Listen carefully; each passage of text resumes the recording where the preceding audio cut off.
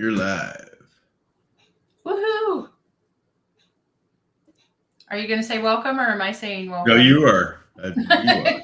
I mean, I can introduce the show, but I'd just be winging it at that point. You're so funny. I think he does too. So, hello everyone. Welcome. Another edition of Tech Talk with T&E and our amazing, wonderful guests. So far, we've got Adam. Yay! Hey, I wanted to invite everyone to like, subscribe, share, and follow. Like, subscribe, share, and follow if you want to see more of all of the fun stuff that we're doing, or just listen to our crazy banter. So I believe we're supposed to have a few more people pop in. Not quite sure when they are going to show, but we will definitely get started. Adam, can you introduce yourself and tell us how great and wonderful you are in your little neck of the woods? Yeah, I'll do my best. So I'm Adam Chronister. I run a digital marketing agency based in Spokane, Washington. Been doing it some form or fashion ever since 2009. We help clients across the board, from SMBs all the way up to enterprise.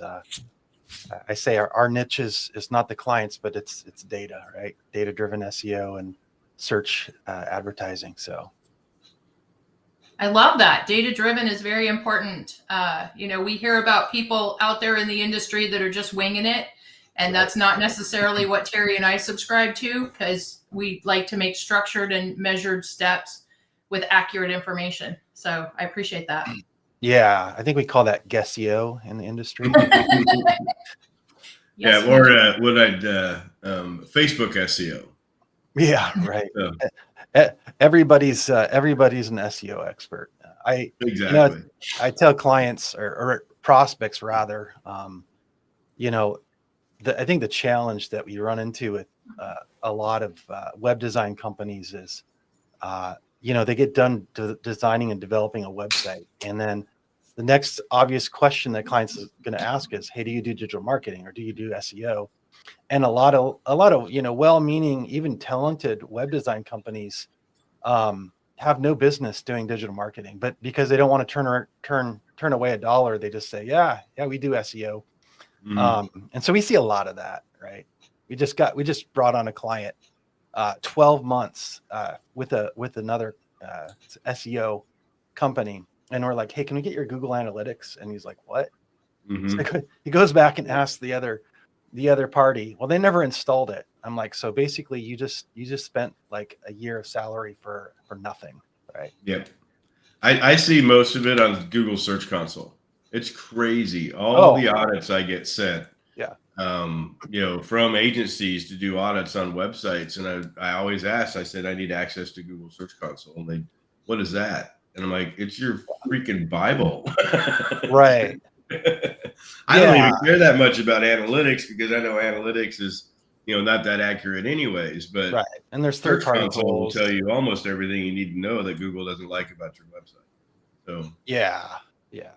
It's good morning, Dan. How are you, sir? You're muted. Yep, I'm doing good, guys. How's it going? Good. Right on. We just started chatting right away. Adam introduced himself and stuff. So why don't you introduce us to who you are in your neck of the woods? Sure. I'm Dan Kurtz. I've been doing online marketing since 2006. Various forms, various whatever you want to call it. Big focus on the data side of things and the automation of processes and other things inside of businesses to help them kind of grow, scale, automate, and replace human capital with automation so they can do more things and have less stressed employees. Also playing the SEO space, obviously, but yeah, Dan's a freaking magician when it comes to automation. So it's super excited. He's actually going to have a breakout room this year, so people can get a little bit more intimate with Dan and ask him a little bit, more questions and stuff. He for the last 2 years, he's done the tech mastermind portion of it, and it just kind of freaks everybody out. So this time we're like, okay, let's put you in the forefront.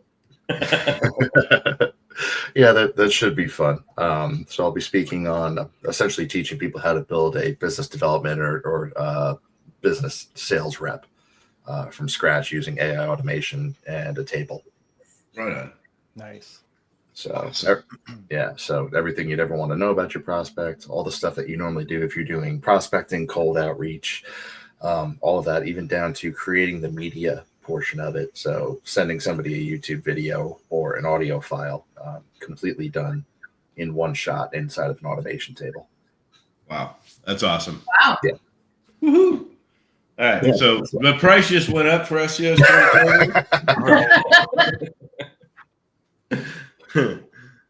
What are you doing over in the world of AI? I saw you speak, Adam, at Traffic and Conversions back when AI was first kind of even getting kind of started. It hadn't even really taken off yet. I mean, people are always playing with it and stuff, but you're doing a lot of stuff with AI over on your side of the fence.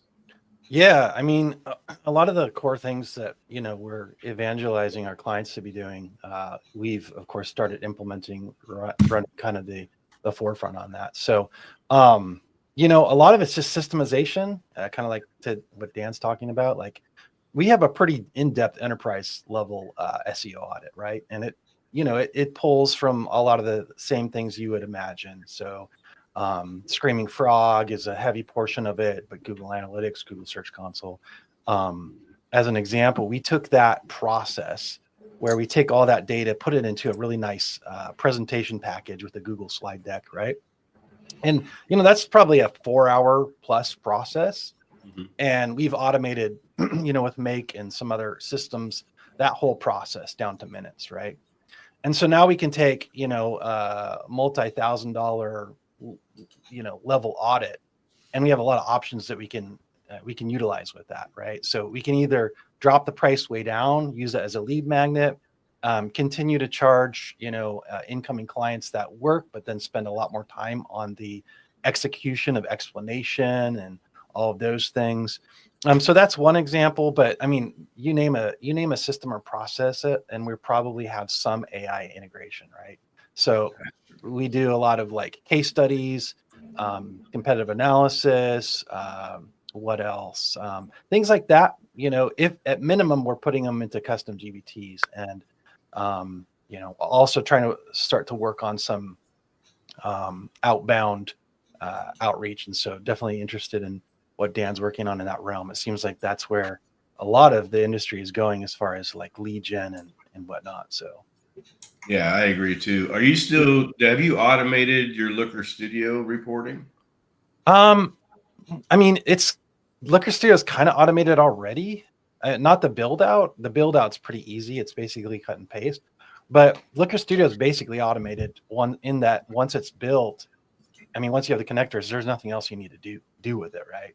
Yeah. There's already auto scheduling. We don't do that. We still send it out, but if we wanted to, we could literally have it scheduled out. So that system's kind of already automated in and of itself enough that there's not much more we could do.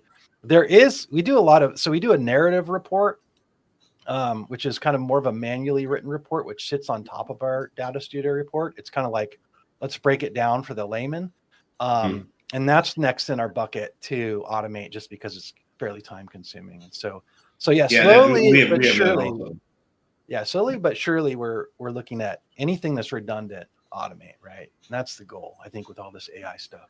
It's like you shouldn't be. And that's the biggest thing, with we've been using Looker Studio for years too, and but it still takes us 45 minutes to build out a new report for the client. Really? Okay. On, and so that's the thing, and even though you change the Search Console and analytics and everything, you still have to go in and check every single little data box to make sure that it did switch. Well, we use a template. You shouldn't have to do that. We might have to chat offline, because you can templatize those things now. So we have templates, and basically we can the only work that we have to do with Looker Studio is actually creating the data connectors, which takes maybe 10 minutes tops. And that's like if for somebody who's just kind of learning it. For me, I could do it, in probably 5 minutes. Now, are you bringing in any other data except for the Google data? SEMrush, and then we use there's another third-party tool for local. Everything else is native to Google properties. Okay. So yeah, depending on what you're pulling, maybe it could take more time. Like if you're pulling data from a manual sheet or whatnot. But really, for for us is templatized. So we create all the connectors first, Mhm. and then we literally copy and paste our template, which is our master template. And then you just go and select the connectors. So yeah, it sounds like there may be some steps in the process that you guys could optimize.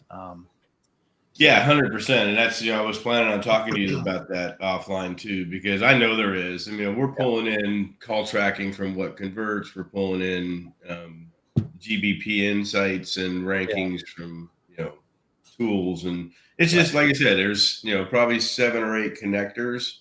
Yeah. But then we have 4 or 5 pages of queries. I like Mhm. to show clients the query data to Adam from Search Console. Yep. We did that type of stuff. So yeah, and I mean, I have our guys doing it, so like maybe it's slightly more efficient for me because I've been doing it so long that I can just knock it out. But even our team, like I have it to the point now where I just have a SOP with all of our connectors. So rarely do I get in there unless it's like a super custom thing. But yeah, we basically standardize everything into a master, which is kind of like anything and everything you could think of, and then we pare it down per client. So if a client that's what we do too. Yeah. I mean, it was like 37 pages of reports, and I was like, okay, no, you just need 4. Yeah, and you can hide all that stuff so that keep the master template. So we have clients a lot of times they start with SEO, and then they want to add like PPC on later. Like we don't have to reinvent the wheel. We just unclick and connect their AdWords and all that stuff. So yeah, no, that's awesome. So very cool. Elizabeth, what do you got going on? What do I have going on? With the conference, like everything for the conference. Herding cats. I'm just gonna take it easy and coast for a couple of weeks. It'll be fine. I am doing all the things. Definitely gearing up, doing a lot of the behind the scenes for spring training. I'm, pushing all my little speakers here to give me all of the deets so that we can make sure that the presentations are applicable to our audience and that we have all the information so that I can convey that to the audience as well. Getting the schedule lined up, which I know is kind of your deal. But I've got the VIP set up. I've got a couple little things to add on to that. We're going to have a lot of fun with that. We've got some masterminds at the hotel, and then we're going to go play. I found a place that will do, it's like an indoor sports arena, and it's falling in line with AI. It's like all one of those, like the automated, the simulators, the baseball, basketball, soccer, all of the things. It's like a whole entire sports arena all inside. I'm going to have lunch catered in and some adult bevies for all of the adults that are showing up, and a lot of fun with that. Just really looking forward to everybody getting together. Like, I know that it's kind of cliche and I say it, but like I have like the greatest friends in SEO. They just don't live in my hometown. They just live all over the world. And I look forward to you guys all coming in and geeking out like everybody else over all the techie stuff. So yeah, it's going to be fun. Oh, you're on the swag kick now too, right? I am. I've got a couple of things. Like, I don't have a ton of swag, but I do have a couple of sponsors that are going to bring some stuff. So I'm definitely open if anyone else is looking to sponsor and they want to sneak something into my swag bag. I will say that, the best thing everybody loves is the Yeti. Definitely have another one coming up this year for the speakers and the VIP. So it's highly coveted. I hear over and over how much everyone loves the Yeti. But nice. I mean, you guys found it in my car, so I did. yeah, Terry and Elisabeth were here a couple of weeks ago, and so we decided to go hit up some of the theme parks and stuff. But so I picked him up instead of them getting an Uber, and it was sitting in the back seat in one of the cup holders. And Terry's like, "Oh, look at that!" Yeah, spring training everywhere. That's cool. Yeah, you gotta collect the swag. I got a whole backpack of keychains and It's fun. They're kind of like my tokens for conferences. Your token. I collect the name badges. Like Me too. swag Yeah, is like, a whole wall. I got a bunch in the back behind me. I collect. yeah. I really want to make sure that if I'm giving out swag, it's not just like generic stuff. I want it to be practical. That's just me. I'm a practical kind of girl anyway. So I want something that people are going to use and keep around. You find the junk drawers that have all the random pins and, weird little magnets and clips and stuff like that. And it's fun, but I'm a practical girl. So I think the strangest swag I ever got, it was kind of the coolest, maybe coolest, but definitely out of the box was at, I think it was SEO Mastery Summit, where they had like laser carved coconuts in Vietnam. Oh, right. I was like somebody Mads went way out on that one. I was like, okay, that's definitely sticks in your head swag. So it's stuck in your head. You remembered it, right? Yeah. I think I don't think I packed it. I packed super light. So I think I ended up drinking the juice and kind of leaving it. But like now I'm like, man, I kind of wish I would have found space in my bag for that thing. So yeah, his event just ended. So yeah.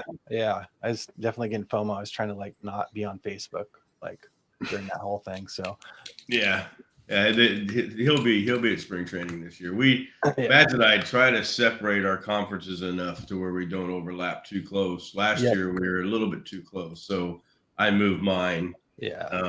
But yeah, they're different sides of the world too. So like there'll be some crossover. But that's the one thing I noticed. Like it was interesting. Like, the year before last, I was doing a lot of international conferences, and like I started to really kind of get this vibe, and every, for the most part, everyone kind of gets along and knows each other.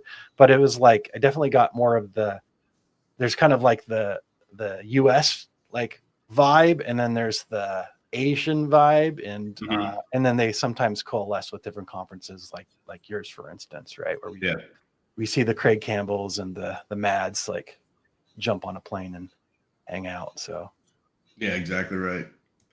Yeah, I don't know if I can handle 15, 18-hour flight. It's rough. It's rough. I'm actually, my wife and I are going to be heading to Japan here in April, and while I'm looking forward to it, I'm like, oh, that flight's going to be the worst. Yeah. I'm almost to the point where I'm just like, unless I can stay there for a month, like I don't want to even bother. Exactly. Yeah, because it's hard going there for, even a week and turning around and flying back. Yeah, you get over the jet lag just by the time you're ready to go home. So and you got to do it all over again. So it's not for the faint of heart. So that's I don't know how Terry will do it. He gets grumpy on domestic flights. Oh yeah. I mean, when we went to Hawaii, like 3 months ago or something like that, we weren't paying attention, and we got a flight that left like 11:30 at night, and it got us here in Phoenix like at 7 a.m. And oh man, that was like that's never going to happen again. Freaking list right there. So. I can't do red eyes anymore. It was different when I was in my 20s and 30s. Right. Yep. Yeah, that's crazy. But good deal. Okay, I have a question. So, and I know that our demographic is people that are in the thick of it with SEO and with AI and with automations and all the things. What is it like for somebody just starting with so much being thrown at us and so much tech? How do you sift through and know what's right? And how do you jump in? Because we already feel like we're behind. Everything is just moving at such a rapid speed. There's so much out there. What is your recommendations, both you guys, for how to jump in, how to understand, and how to not just be completely overwhelmed? For sure. So the way that I look at it is kind of the same way that Google initially came up with the search engine. You guys have heard me say this before at different conferences, but Google's purpose of having a search engine is to terminate that search. And it's the same thing with AI or automation. If you have a problem or a bottleneck in your business, focus on crushing that, killing whatever that bottleneck is, and then moving forward from there. It doesn't have to be the best solution. You can always come back to it later, but get that thing off your plate, whatever it is. Automate it, scale it, AI it, whatever it is that's bottlenecking your process or something in your business. Figure out how to, we have tech, we have AI. Claude just finally came online that it can now read documentation for API hooks and stuff. So if you wanted to build something in Make or any of these other services, you could ask it questions, feed it the documentation, and get back the response and the workflow that you need. And even Make itself has automations inside of it now where you can type in, hey, I need you to build me an automation for this, and be very specific with what you ask, and it will go ahead and map it out, at least initially. Yeah, that's one of my favorite features of Make. That's one of the things we dropped Zapier a long time ago. Just because of some of the cool things Make's doing. Yeah. For me, it's definitely the mission critical stuff first, and then anything else that's like, it's we need to have this done, but we don't want to spend the time doing it. And then everything else that you build on top of that is just kind of a nice to have once you get it done, is the way I look at it. It's like mission critical stuff first, get it done, get it out of the way, make sure it works, and then just move on to the next. The more stuff you can take off your plate with automation and AI, I think the faster and the better it's going to be for anybody going forward, not just agencies, not just SEOs, but business in general. The more of those things you can take off your plate, the better. Like with me doing my talk, it's literally going and scraping a list of local businesses or whatever you want to work with, and then having you just dump it in a sheet, go make a coffee, and by the time the pot's done brewing, you come back and you've got 12,000 prospects with the videos already created to send to them. The talking avatar videos of you already ready to send to them in a cold email campaign. All you have to do is just queue it up. Awesome. Yeah. Good stuff. What's your take, Adam? What do you recommend to people that are trying to jump in and don't know where to look or turn? Yeah, I mean, I guess the perspective I try to give myself and others is like reminding myself, as well as those clients that we work with, that like, hey, it's still early, right? Like it's easy to feel like you're behind, right? I feel like I'm behind, and like I talk about this every single day, right? So, as far as like not getting overwhelmed, like to Dan's point, like just take one process at a time, right? And that makes you feel like you're getting accomplished. Just do one thing at a time. And then number two, like I think trying not to get so overwhelmed by all of the bells and whistles, just find a couple different platforms, right? And I've seen the same thing like in like traditional SEO, where it's like, everybody's got like 20 tools. Like they got the Screaming Frog and the SEMrush and the Ahrefs and this and that. And it's like, we decided a while ago, like, we cut ourselves down to just a few tools, right? Because it was just too much, right? It's like, hey, a lot of these tools do a lot of the same things. So let's just get really good at this one. Not only were you saving money on subscription fees, but like we're becoming more disciplined. And I think it's the same with AI. Like the reality is large language models right now are essentially becoming commodities, and it's just the wrappers, right? But you can put the wrappers into different kind of buckets, right? You have your video editing wrappers, you have your content-based wrappers. And so just focus on one thing, one discipline, maybe one particular tool set, and try to get decent at that before you jump to the latest thing. Because you could spend full time just playing with new tools and never actually get anywhere. Right? That's what we're trying to avoid right now. I just got done listening about a month and a half ago to somebody who works at Microsoft. His entire job is to evaluate AI tools, 40 hours a week plus. And he says, I can't even keep up. And this is all I do. Like I get paid just to like play with AI tools. So don't expect that you're going to be able to keep up with somebody whose full-time job is just to play with new AI tools. It's impossible. Yeah. And I agree too. I mean, I even take it a step backwards. If I was going to start over today, it's probably even one of I don't really have any regrets, but it's probably one of the things that I would say I regret is not learning ads, paid ads. And mastering paid ads. I'm not saying just learning, but I think SEO is the evolution. That's good. We are always going through an evolution of that, but ads is one of the things that obviously is the biggest money maker Google has, and I don't think it's going to turn away too much. But and in today's environment, if I was going to start an agency or start in this business, I would say, okay, yeah, let's go master ads first, and then go into SEO, because SEO is, I'll always believe, it's the most important, but it's also the turtle and all the stuff that we explain to clients. It's the slowest of everything, and ads in a twofold process of doing ads and organic, you can really freaking dominate. But and then on the second side of when came to AI, I made the decision at the very beginning to just learn one and just make it my bitch, which was ChatGPT. And so I didn't get into Claude. I played with them, but I just said, you know what, unless I'm building software or something, I'm going to master one freaking variable. And we still do that today. So, and all the principles are the same, right? Like prompt engineering is the same. The only difference is honestly the outputs, right? And that's where learning, like, you can take the same prompt, and I encourage everyone to do this. Like, I did this with a cold outreach email template the other day. I put it into, Grok, Claude, ChatGPT, and DeepSeek, just because I was like, I want to see what the output differences are, right? And that was just one model, right? I could do the same thing with video or, whatever it is.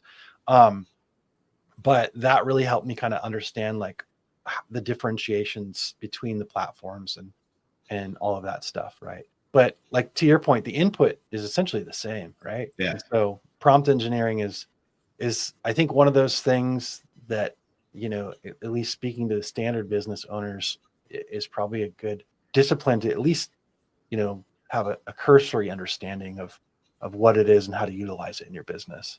Mm-hmm.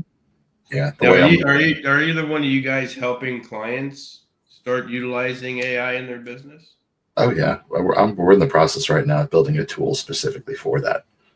So they would be able to log in, pay for a membership, and then any of their content production could be done in one tool. So full multi-purpose. I know. Yeah. Yeah, we're working on some voice AI systems right now for inbound to kind of attach to our packages, right?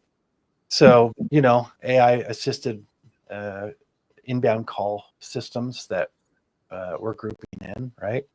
I think it's challenging right now, depending on your clientele. Like for the SMBs, like I think there's a lot of interest and need, like for AI, but it's kind of like back in the early days of SEO. Like, hey, I want SEO. Well, why do you want it? I don't know. Like, what do you want it to do? I don't know.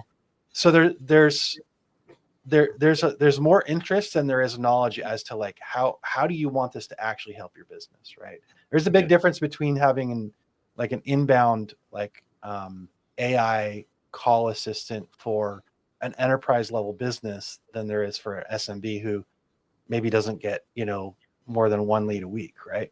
Mm-hmm. So I think some of those conversations still have to be played out, but I think some of the things I'm most interested in is figuring out how to utilize like aggregated data. Like for instance, we were talking about Looker Studio, taking data like that and starting to utilize AI to process and analyze it for more strategic decision operations, right? So that's another thing on our radar. Yeah, definitely. I'm seeing the same thing with a lot of businesses that I work with. One of the ones we're working with right now, we're taking AI. We've got a custom LLM that we're helping them to build and train in-house, but we're using that for RPA, which is going to be the next step after all this AI stuff, which is robotic process automation.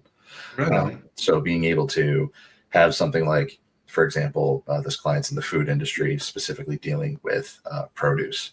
So looking at the temperature of the stuff when it comes in, what's the temperature of all the freezers, figuring out new next now based on essentially figuring out all the logistics using AI and all the dynamic variables that come in.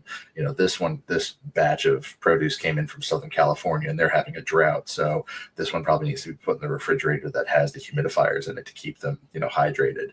This one has to go here because it came from North California. It's already cold. So we know that the temperature doesn't have to be as cold to get it to drop to the temperature. So it doesn't wind up doing whatever it's doing, starting to decay. So we're building out that as kind of a logic branch chain system using a downloaded LLM to help them manage inventory and to help them to prolong the life of that inventory. That's pretty cool. Yeah, it's a lot of fun, but it's way over, we're not just pushing out press releases with a super prompt, Exactly. So, by the way, everybody, if you guys have any questions for any of us, please put them in the chat. We're happy to answer your questions. Yeah, that's another thing business owners can do too. Like we're starting to take our own P&L statements. If you have a QuickBooks or FreshBooks or something where you're correlating all of that data, the spend versus the income. You don't have to have massive tools. You could literally export all of that data, plug it into ChatGPT and create a simple prompt, something to the extent of, hey, please analyze my, first quarter P&L, identify any opportunities for efficiencies or opportunities to reduce wasted spend. So again, like there's things that even small business owners, can do today to start getting more efficiencies without having to build all the apps and stuff that, we're talking about. Like just get started and start playing with data, right? I just had, for instance, like this isn't a marketing scenario, but like it gives you an example. I just had a whole like blood draw and like physical analysis for some life insurance, right? There's a prerequisite. So they got to, take our blood and, do all these different tests. And then we get the results back and it's fairly technical. So I was able to put that right into ChatGPT and it told me like, hey, here's what you need to do. Apparently I need more zinc and more magnesium, but outside of that, I'm fairly healthy. But like, you didn't get any of that from the raw data. You just got like all these markers that only a doctor would understand. Well, I can then take that data, put it in ChatGPT, and it tells me, here's exactly what you need to do to supplement to be even better, right? So you do the same thing with your business, right? Yeah, absolutely.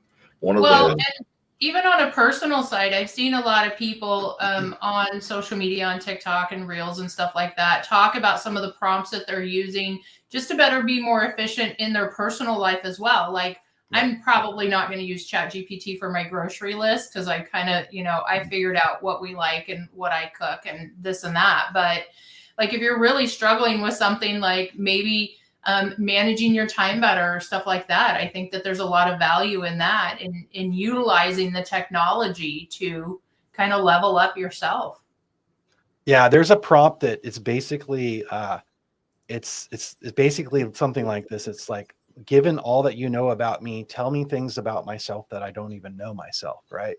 And that's a kind of spooky because kind of like Google, like these systems start learning more about us than like we even know, right? And so you can start using it almost as an outside observer where it's like, hey, I noticed this particular trend, or have you thought about this? And it's, it's cool. It's kind of spooky, but it's also kind of cool, right? Like you're able to learn things even about yourself or your own behaviors, depending on how much you're using these systems that maybe you didn't specifically pick up on, right? Mm-hmm.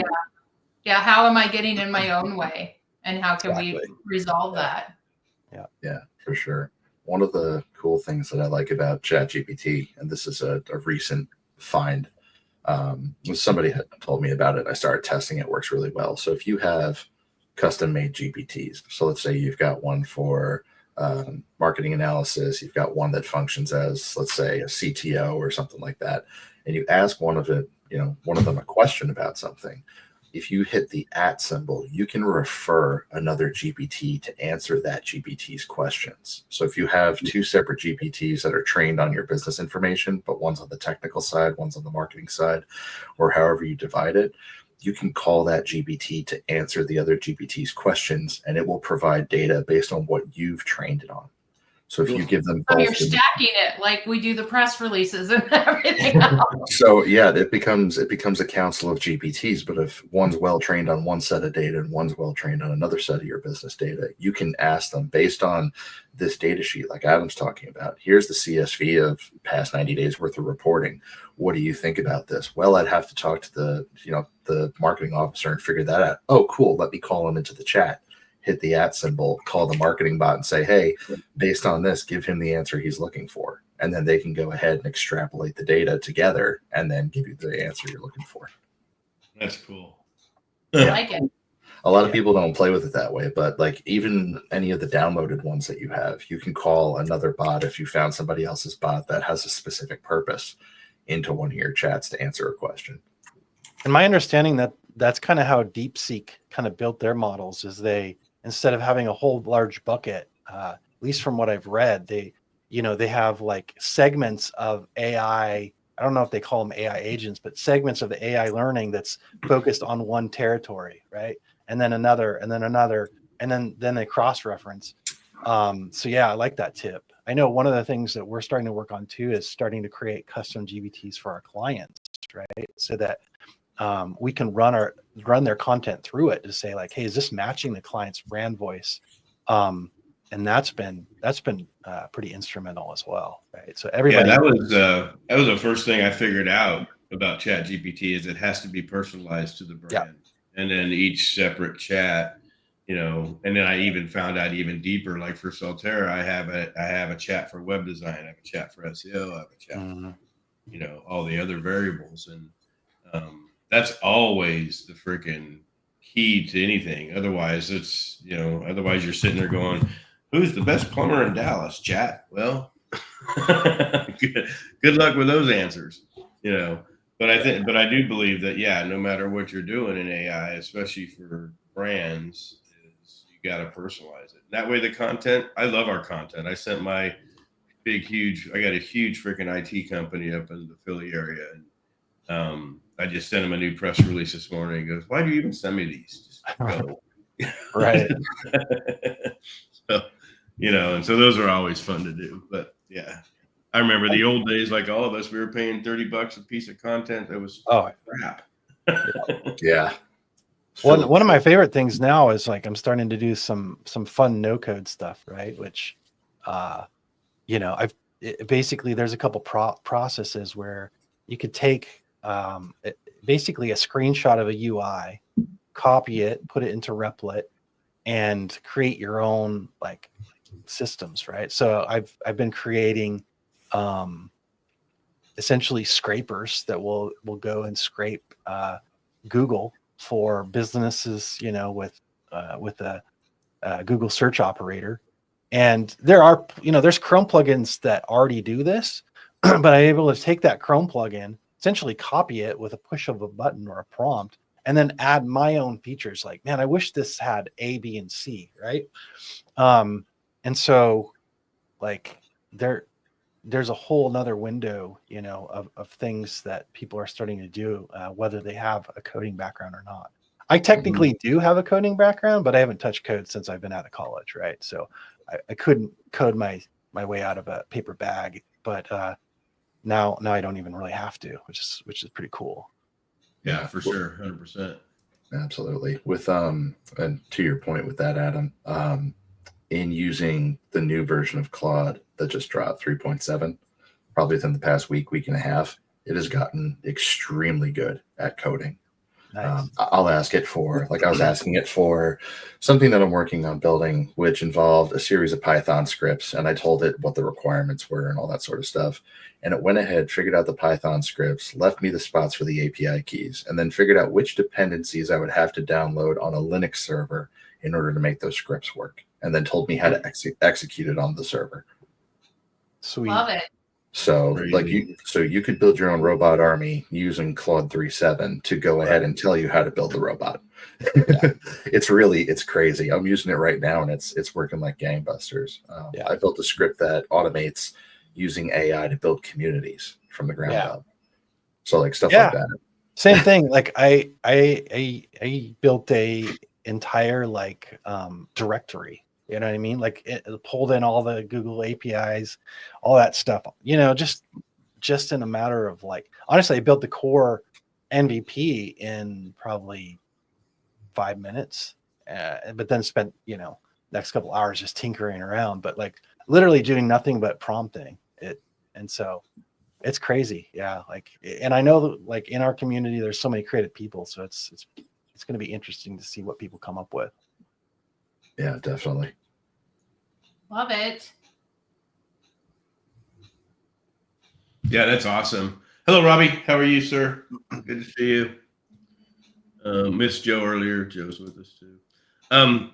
So I'm interested about your topic, Adam. Yeah. Dark PR and brand hacking. Yeah. I'll give you the high level overview. So honestly, it's kind of a 3-part talk, kind of going over just different things that I've utilized inside of our agency and with my own personal brand to kind of get around the whole traditional PR system. A couple, I don't know if it's been maybe a year and a half, maybe 2, where I was really just kind of interested in like, how do I get more exposure for my personal brand, right? And in the process, I started going down the path of looking at these big PR companies. And what I learned through that process is that a lot of these PR companies, one, they want to charge you an arm and a leg, like 30 to 50 grand, sometimes more, to get exposure. And I'm like, no, that's okay. I'm not going to like dump that much money into it. But nonetheless, being kind of an SEO and hacker and always trying to figure out how stuff works, I was like, how does this PR stuff work? And what I realized is the entrepreneurs, of the world, these big publications, they all basically have a pay to play system right behind the scenes where you can become part of their council. And essentially you're paying them $1,000 or $1,500 a month to become part of their council. And if you read between the lines, basically it's like, hey, we're not promising you that you'll have published content, but your likelihood of getting published content is much higher because you're part of these councils. The other thing I learned through this, these PR companies is that, and this kind of makes sense. Like you can't just go right from being nobody to like being on the cover of entrepreneur.com or wired.com. Like it doesn't work like that. You have to do a step ladder system. And so in my talk, I'm going to be going through like a system that I'm utilizing right now to get on like multiple podcasts a week. Right. There's another strategy that I'm calling the cover cred strategy, essentially utilizing some of the same tactics and strategies that probably most of our us in the SEO industry already are kind of doing for link building, but then kind of repurposing that into a link building / PR, like all-in-one consolidation, right? So that's the second part. And then I just kind of go through some other, scenarios that I've discovered that has worked well for our brand, right? Touching on PR and that kind of thing. So that's kind of high level. There is some AI stuff in there, although that's not the premise of the talk. The premise is really just like how to hack your way into a better brand, essentially. So it's awesome. Maybe that should be the title: How to Hack Your Way into a Better Brand. I like it. Yeah. There's a lot of different directions with the title, but that's kind of the idea, essentially. So awesome. Well, Robbie asked a question there. Anyone been playing with MCP servers? Not yet. It's an MCP server, so help the girl in the room. So it's a model context, the model context protocol. So you feed it all the different pieces of information, mini bots, context tools, stuff like that. You can build out your own kind of model to go ahead and build with. So it's kind of like using like a Chevy platform to go ahead and build out whatever kind of truck you want, right? Like you can build out like, a Chevy, Silverado. You can go ahead and build out an Avalanche. You can go build out something else, but you're using the framework. So essentially it's kind of like AI on rails. So you're starting with, and then you give it your own stuff to kind of polish it and make it your own, from what I understand. I haven't been playing with it to that depth. The other stuff that I'm doing with the automation process, the way I looked at it when I started doing AI was very much figure out prompting, figure out how to interface with these things at a basal level, and then get better and better and better and better at it. Learn some of the other models. Like I just stepped onto Claude the beginning of this month. I had never touched Claude before, period.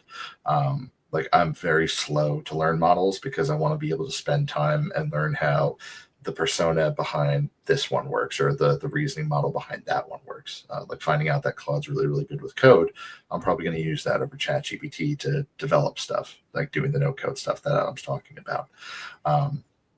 But no, I haven't played with MCPs yet. It's on my list, but I'm in the trenches with so many other things at the moment that I just haven't had time. Adam, what about you? Yeah, same here. Like it's funny because I have so many screenshots and like bookmarks of stuff that I don't know when I'll get around to. And so, yeah, with all this AI stuff, like I try to like, weigh all these projects that I have in my head with managing the agency. Right. So there are days where I dip out and I tell the team like, hey, I'm not going to be reachable. Like, I'm taking Friday off just to like geek out and build something. But also like, yeah, it's easy to get distracted. So I'm not going to be the first one to jump on a new system just because everyone's doing it. Like I will let the buzz kind of simmer down, and then if I feel like hey, this is necessary, then I'll dive in. But I'm trying to keep the FOMO to a minimum so I can keep my eyes on what's actually creating revenue. So. But I think that's a very valid thing. Like we all get sucked into the shiny object and, the squirrel in the corner that's dancing and like, I want to go play with that, but I have grown up responsibilities. Yeah, it's definitely a balancing act for sure. Yeah, it's the shiny object, but that shiny object has to have a dollar value attached to it. Yeah. I mean, I typically stop working on client stuff about 3 in the afternoon, and then the rest of the day or whatever is my stuff, and that's when I can go play. But yeah, definitely, it'll definitely suck you in, And I used to do it on weekends, but then I'd forget everything by the time I got back into it.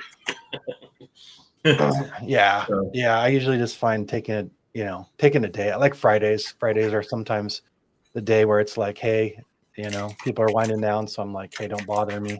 I'm gonna be geeking out, building some stuff. Like, right now I'm working on a lot of like kind of like you, Dan, working on a lot of outbound systems and testing those out, and figuring out like we've always done good with inbound. Like that's kind of been our bread and butter. Like we don't run ads. Like we barely do anything as far as like outbound marketing. But I'm like, now's maybe the time because there's just so many resources. So haven't mastered it, but I feel like it's just around the corner for us. So. Nice. Yeah, no, that's awesome. So, all right, we're about 10 minutes left. Elisabeth, talk about spring training. What would everyone like to know? I feel like I talk about it all the time. We just want to hang out and play with all of our tech friends. And so that's kind of why we started this. I found that, when we first started our agency, Terry and I kind of had our head down and did a lot of things, and we didn't know if it was right, wrong, or indifferent. I would say probably the first 7 years in our agency, we knew nobody in SEO or marketing or web development or anything. And once we started kind of branching out there, I feel like the whole world opened up for us. We had support when we needed it. We had people to bounce ideas off of because our space is a little different, It's not a regular 9-to-5 job. We're all entrepreneurs. We all have a million things going all at once. And it's just really nice to have like level-headed friends that we could call up and say, hey, what do you think about this? Or I'm spinning out over this. And it really made a difference for us in our agency and our personal lives as well, to know that like we have friends out there that get it and understand. It's not just a 9-to-5. You can't shut it off. You can't shut your brain off. And so that's kind of where we started with everything about us. Like, why are we going to start a conference? It's the most insane thing ever, right? But yeah, you're doing it for the money, right? Yeah. Yeah, that's it. Yeah, that's the big misconception. Yeah. So, but no, I think, and this is our 6th one, and they don't get any easier. Obviously, it depends on the times, the economy. This year, we actually changed it up again, just because it's not just about SEO anymore. Yeah. I firmly believe that if you just do SEO, you're going to get run over. So you've got to be doing stuff like we've been talking about today in automations and AI. And, sure, SEO is always going to be important, but, you need to, even if you're not ready for it today, you need to be prepared of what it's going to take to be ready. And that's one of the biggest things that we love about this conference is we have obviously our thumb on the pulse, so to speak, of what's happening in the industry. We obviously are in it. We do this on a daily basis, so we're not just people that put on conferences. So, and we take a lot of pride in providing value. That's the number one mission in our conference is value. So, we got and the lineup that you guys got this year, here, I don't think and I was explaining this to somebody I know in the industry. He's maybe not as plugged into our community. Hopefully that will change because it sounds like he's coming to this conference. But I was telling him, I'm like, look, I'm not blowing smoke. Unless you want to travel overseas, to Chiang Mai or Vietnam or some of these other conferences, you're not gonna find the lineup of people in a U.S. conference this easy, right? Yeah. And so really considering that people don't have to travel all the way across the world to see this packed out house of talent, it's a killer deal. So yeah, and it really is. It's we spent a long time, or me and the committee, so to speak, spent a lot of time on just who we want to come, because again, this was a little bit different. We didn't want 3/4 of them to be SEO people. They can be SEO people, but they need to be talking about other things besides SEO or how they're using stuff within their SEO business, so to speak. But we had, again, right around 80 people want to speak at this sucker, and that's typically our going rate. And every single year we kind of make sure that we can, again, what's happening today compared to a year ago is different. Right. When SEO spring training number 5 happened, AI wasn't even hardly on the radar yet. A little bit, but not like it is today. It's freaking everywhere. So morning stage is our typical way we do it. And then the afternoon breakouts. The afternoon breakouts, as Elizabeth calls them, choose your own adventure. So if you want to go learn more about AI, go see some people in the AI room, go spend some time in the automation room. And if you didn't see Adam one day, go to see Adam the next day. So we really have it set up that you should be able to get anything that's going on in your business, the questions asked, and answered. So that's one of the things I guarantee people. If you come there with a problem that you're trying to find out and you don't find out that problem after you talk to me, then I'll give you your money back. So, but if we don't have it there and we don't have it ready for you, our network is. So, we can get any problem answered for you guys. Elizabeth, talk a little bit about the hotel. I actually think the hotel is probably one of the most exciting things about this conference, because last year the hotel was very expensive. That's something that we're having to deal with this. Hotels are not losing money, ladies and gentlemen, right now. So it's very, very rare you see hotel deals like what Elizabeth worked out. So we decided to look a little bit outside of the Scottsdale area. Scottsdale's swanky. Yes, we love it. It's beautiful, all the things. But we wanted to look at something that was a little bit, definitely a more affordable price, but didn't compromise on quality, because that's something that Terry and I will admit, I am a little bit of a princess, and I don't want to slum it if I don't have to. So the hotel that we chose, it's a Crown Plaza. It's down in Chandler. But the really cool, unique feature about this is not only is it a really nice hotel, it's attached to a golf course. It has a beautiful pool and all of the things. It has a restaurant on property. But the two things that were really critical for us is, first of all, there's about 35 restaurants and bars within a 1-block walking distance. So everything is there. You don't have to Uber anywhere. So anything you could think of, if you want ice cream, if you want coffee, if you want a swanky steak, DC Steak is right there. Really nice quality food all around the area. Santan Brewery, all the things. But they also have really nice areas on property in the hotel for seating, for sitting around drinking. They've got a bar.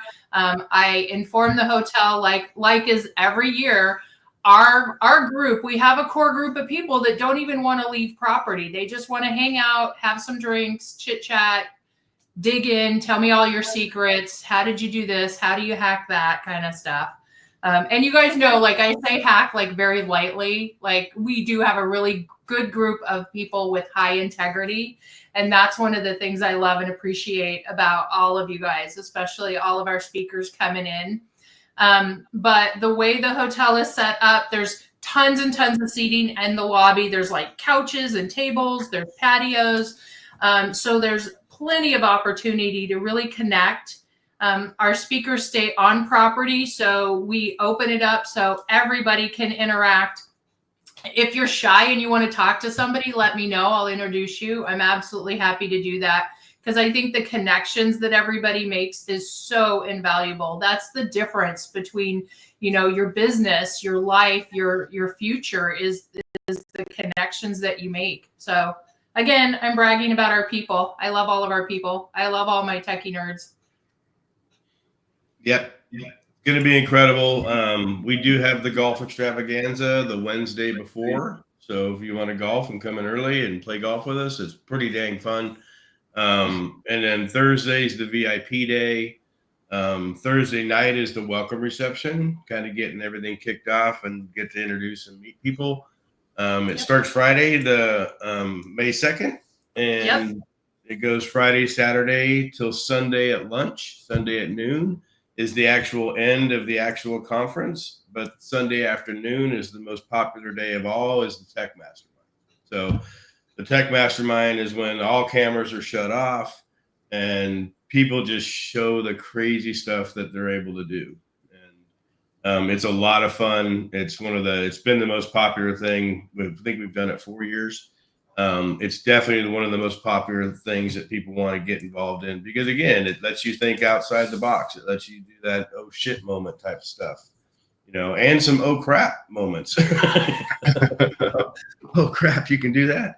But again, it's, the conference is set up for value. The conference is set up to, again, network. We're mostly introverts. I would rather sit in my office coding all freaking day than go out and be with people, so, but again, this is the conference that we kind of take the pressure away. And one of the reasons why we like the breakout room scenario is because you're not pressured to be in a room 8 hours a day for 3 days straight.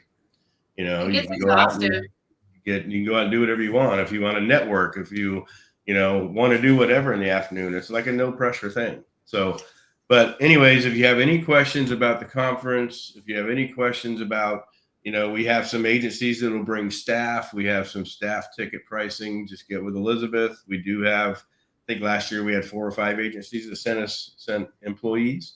But yeah, whatever you guys want to do, we'll work with you on it. Just let us know. It's a little late now to try to get people visas and stuff from overseas. We did that this year at the beginning, but, and as far as recording, we're going to record them just mainly for the speaker's choice. They can have their own recordings, or if we want to use them for marketing. As of today, we are not planning on selling. That's what I'm saying. So, and no, there will not be a live stream. That was a freaking nightmare. We will not live stream. Not when you're relying on hotel internet. Well, and there's, the way we've got structured tickets is it's incredibly affordable for just anyone coming to the general sessions. Obviously, I'm a big fan of VIP because I like to do all the fun stuff too. But VIP is everything. Beginning mastermind, tech mastermind, all the levels. And then the tech mastermind is the general session and tech mastermind. But, the way we structure it, our speakers interact with everybody. It's not like, we're flying you guys in and then you do your little talk and then you leave. At some point you'll get to that level, I'm sure. But for us, it's just, let's all interact. Let's all hang out. Let's talk. I would say a fair portion of the audience are previous speakers, so there's so much valuable information for all of our attendees, no matter what level you come at. But we want to make sure that, we have the general session affordable So anybody can come, you know, and it's not just SEO, it's open to anybody in digital marketing. I think we did a little mini rebrand on that just because I don't want to be pigeonholed as SEO. We ran across somebody very recently that it really was shocking for Terry and I, and they were talking about their clients and SEO and what they do, and they literally only do ranking. And I'm like, but do you track like conversions? Are you showing, you know, time on page? Are you quantifying the new clients for that business? And they said, no, that's not my job. And I was like, what do you mean that's not your job? Like, who cares about rankings if the business is not getting more clients, more customers? So I just, you know, that was a shock. That was and I really had to be respectful and keep my mouth shut. But I really kind of wanted to say, well, your clients are wasting money with you because that's ridiculous. But that's my opinion. I don't know. What's your guys' opinion of that? Yeah, I mean, I think you got to definitely ahead of time, like coordinate the KPIs, right? I would say a majority of our clients come to us because they want new leads. Now, I can't say every particular client because we've had every once in a while we have those that like, hey, I don't care about leads. I want, you know, vanity metrics.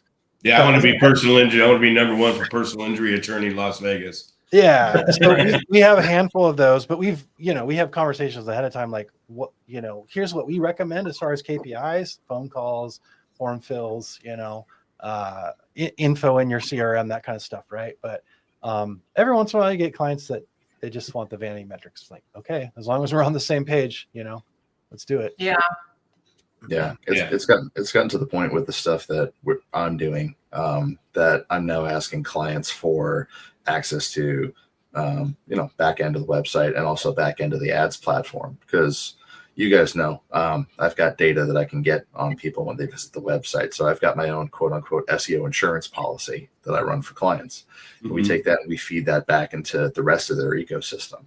So I can track and say, okay, well, this originated from SEO, but then they went to this path and they went on this social media platform and they went through all these different points, but we originated that lead. Yeah. And being able to track that from first click all the way to final checkout is super valuable for saying, okay, well, they didn't get it on the first click, but I can show you everywhere else that they've been on the internet, and eventually they came back to you.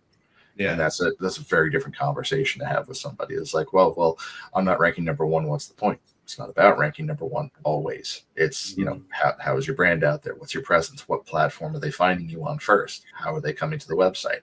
Any of those things, and then being able to follow them back around the net and then get that final closeout. Well, and you have to figure all of the big companies are doing it. Data is the most valuable asset we have right now. So why would you as a smaller business just think, oh, well, I just want to be on the first page? What does that get you? You know, I think conversion is being underestimated in some areas. Yeah, I agree. Yep. Well, anyways, we're about up on our time. So again, if you have any questions for us about the conference, we do this every Monday at 10 a.m. Pacific time now because Arizona's special and we don't change clocks. But yeah, so we're going to have some more webinars happening throughout the week with other speakers, with other people that are coming to the conference. We've got some guests that have been in every single one of them. So we're going to bring them on and kind of say, hey, what keeps you coming back? But anyways, thank you, Adam and Dan, for your time today. It's been awesome. Yeah, absolutely. I'm so looking forward to seeing you guys here in about 5 weeks. Get your tickets. The VIP, as far as I know, Elisabeth, they're going to look at it today. I think we're pretty close to being sold out on the VIP. So get in there now. The VIP is one of those things we can't just arbitrarily add 10 more tickets to. Can't add to it. Yeah. So get it now, especially if you want to hang out with the speakers and the other VIPs. It's a great day, and you really get to meet some new friends and, you know, do some pretty cool stuff. So anyways, thank you guys. Have a wonderful week, everybody. And again, subscribe, follow us, do all those good things. And we'll talk to everybody later. Thank you. Bye, everyone.